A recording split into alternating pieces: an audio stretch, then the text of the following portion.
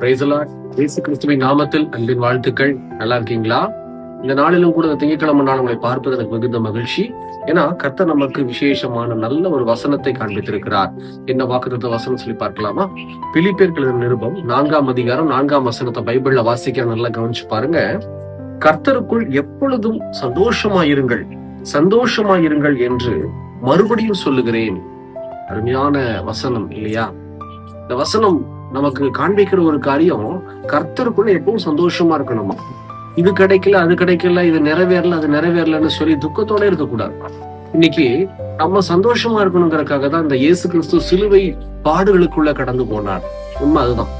அவர் பிறக்கிறதுக்கு முன்னாடியே என்ன காரியம் அவருக்கு தெரியும் அப்படின்னா, இந்த மாதிரி ஒரு சிலுவை மரணம் நமக்கு இருக்கு, நம்ம அவமானப்படுவோம், நம்ம அடிக்கப்படுவோம், ஒடுக்கப்படுவோம், ரத்தம் சிந்தப்படுவோம், கடைசி சொட்டு ரத்தம் வரையிலும் நம்ம சிந்தப்படுவோம் அப்படின்னு சொல்லி இந்த இயேசுவுக்கு தெரியும். இது தெரிந்தும் கூட இப்படிப்பட்ட சிலுவை மரணத்துக்கு ஒப்பு கொடுத்தார் தன்னையே. நான் போறேன், இந்த மனுக்குலத்தின் பாவத்துக்காக நான் போறேன்னு சொல்லி ஏன் ஒப்பு கொடுத்தார் அப்படின்னா, நம்ம சந்தோஷமா இருக்கணுங்கிறதுக்காக தான். அப்படி இருக்கும்போது நம்ம கர்த்தருக்குள்ள சந்தோஷமா இல்லாம இந்த உலகத்தையே பார்த்துக்கிட்டு இருக்கிறோம். கர்த்தர் செய்த பெரிய விஷயத்த நம்ம பார்க்கல. இயேசு எனக்காக ரத்தம் சிந்தி இருக்கிறாரு, இயேசு எனக்காக அடிக்கப்பட்டிருக்கிறாரு, இந்த இயேசு எனக்காக ஒடுக்கப்பட்டிருக்கிறாரு, அவமானப்பட்டிருக்கிறாரு.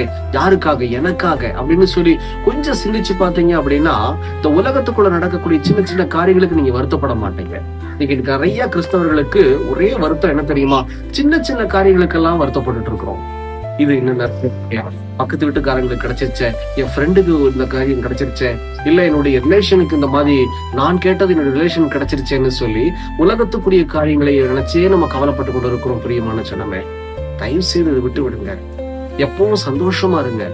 ஏன்னா உலகத்தில் இருப்பவனை காட்டிலும் நமக்குள்ள இருக்கிறவர் பெரியவர் என்று சொல்லி வேதம் சொல்லுது.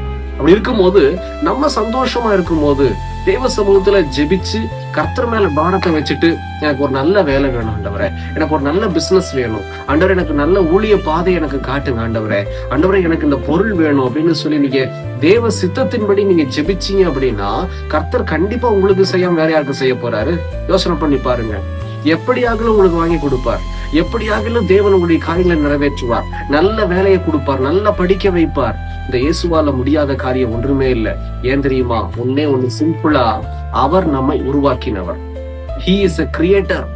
அந்த கிரியேட்டரை, உருவாக்கினவரை பார்க்காம நம்ம இந்த உலகத்துக்குள்ளேயே பாக்குறதுனாலதான் நமக்கு நிம்மதி இல்லை. பிரியமான சொன்னமே, ஏங்கிற கேள்வி முதல்ல கேட்காதீங்க. ஏன் ஆண்டவரே, ஏன் இந்த தாமதம், ஏன் இந்த தடை கேட்காதீங்க. இன்னும் ஒரு விஷயம் இருக்கும். அந்த தடையும் தாமதம் விலகிறதுக்காக ஸ்தோத்திரம் பண்ணுங்க, சந்தோஷமா இருங்க. ஆண்டவரே எனக்கு தெரியும்பா, நீர் எனக்கு செய்வீர். வாக்குத்தத்தம் கொடுத்திருக்கிறாரா? அதை சொல்லி ஜெபம் பண்ணுங்க. என்கிட்ட சொல்லியிருக்கிறீங்க, நீங்க நிறைவேற்றுவேன்னு சொல்லி, தாமதமானாலும் என் தேவன் நிறைவேற்றுவீர், உமக்கு ஸ்தோத்திரம் அப்படின்னு சொல்லி சந்தோஷமா சொல்லி பாருங்க. கர்த்தர் உங்க வாழ்க்கையில பெரிய கண்களை செய்ய ஆவலாக இருக்கிறார். ஜெபிக்கலாமா? கண்களை மூடி. எங்களை நேசிக்கிற நல்ல ஆண்டவரே, இந்த வேலைக்காக ஸ்தோத்திரம் ஆண்டவரே. இதோ நீர் எங்களுடைய சந்தோஷத்துக்காக சிலுவை மரணத்துக்குள்ள கடந்து போனீர். எங்க சந்தோஷத்துக்காக கடைசி சொட்டு ரத்தம் வரையிலும் சிந்தி இருக்கிறீங்க. எங்க பாவத்தை கழுவி இருக்கிறீங்க, எங்க சாபத்தை மாத்தி இருக்கிறீங்க. ஏன் நாங்க சந்தோஷமா இருக்கணுங்கிறதுக்காக இப்பவும் எங்களை தாழ்த்தும் அர்ப்பணிக்கிறோம்ப்பா.